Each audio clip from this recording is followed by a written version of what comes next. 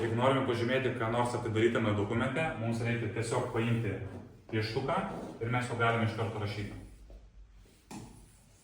Jeigu reikia pajudinti, tiesiog uždarom, pirštu pajudinam į kitą puslapį ir paėmus pieštuką vėl mes galime žymėti.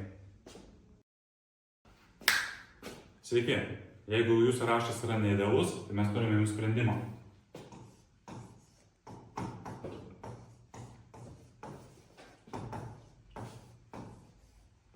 Paspaudžiame žymėti, apvedam ir paspaudžiam Smart Write.